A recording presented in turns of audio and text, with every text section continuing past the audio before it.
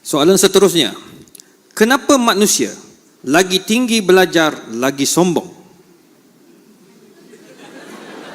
Nampaknya menyindir saya. Bukan ni soalan mungkin. Sebab Masya mungkin Allah. dalam ni ramai kan yang ada PhD-nya kan. Masya Allah. Kita belajar agama Islam ini seperti berjalan di tepi pantai.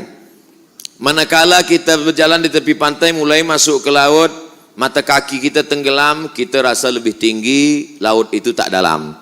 Makin kita berjalan ke tengah, tenggelam lutut kita, kita mulai merasa kita lebih tinggi, laut tak dalam. Mana sampai dia ke pusat kita, kita mulai berpikir, nampaknya laut ni agak dalam. Sampai agak ke tengah, barulah kita sedar, sebenarnya kita tak ada apa-apanya, laut menenggelamkan kita. Makanya saat kita baca kitab ini, dulu, masa di pondok, masa belajar, itu memegang Bulughul Maram min Adillatil Ahkam, bukan main angkuh sombongnya. Sebelah kiri Bulughul Maram, sebelah kanan Subulus Salam. Masya Allah. Tapi manakala sampai ke Kaherah, tengok kitab di rumah kawan, apa ni? Fathul Bari Syarah Sahih Bukhari, 1 meter.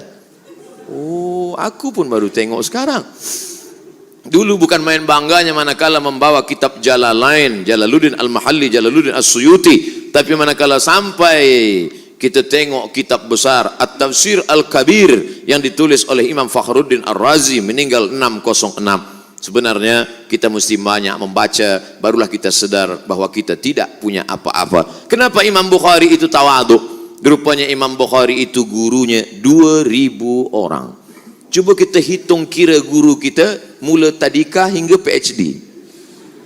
Rasa-rasanya saya dah hitung-hitung tak sampai 200. Oleh sebab itu maka sebenarnya kita ni tiada apa-apa. Cuba baca kitab Al-Mu'jam Al-Kabir, Al-Mu'jam Al-Awsat, Al-Mu'jam As-Saghir. 3.500 guru daripada Sahibul Mu'jam At-Tabrani. Oleh sebab itu maka bandingkan pula dengan Imam Syafi'i, belajar di Makkah, belajar di Madinah, pergi ke Mesir, pergi ke Syam, pergi ke Persia, kembali lagi ke Uzbekistan. Berapa hafazan hadisnya? Kata dia sendiri mengaku 600,000 hadis. Orang yang sampai ke makam Al-Hafiz, apa kata Imam Abdurrahman As-Suyuti? Hafiztu mi'atai alf hadis, law wajadtu aktsara min dzalika la hafiztuha. Aku hafal 200.000 hadis. Kalau aku dapat lebih daripada itu, maka aku pun akan hafaz juga. Lalu kita di mana dibandingkan dengan mereka? Hadis kita hanya ada ketika laptop dibuka, laptop tutup, hadis pun hilang. Maka semakin banyak kita kenali ulama, semakin banyak kita tengok kitab, semakin kita tak punya apa-apa, semakin kita merasa tak ada apa-apa. Lebih baik menjadi jahil bainal ulama daripada alim bainal juhala. Lebih baik merasa jahil di tengah ulama daripada merasa alim di tengah orang yang jahil. Makanya kata Imam Syafi'i, ma jadaltu aliman illa ghalabtuhu wa ma jadalani jahilan illa ghalabani. Setiap aku berdebat dengan orang alim, pasti aku menang, dia kalah. Tapi setiap aku berdebat dengan orang jahil, pastilah dia menang, aku yang kalah.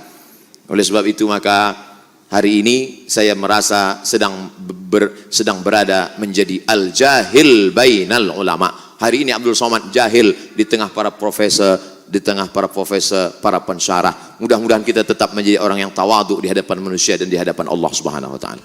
Amin amin ya rabbal alamin.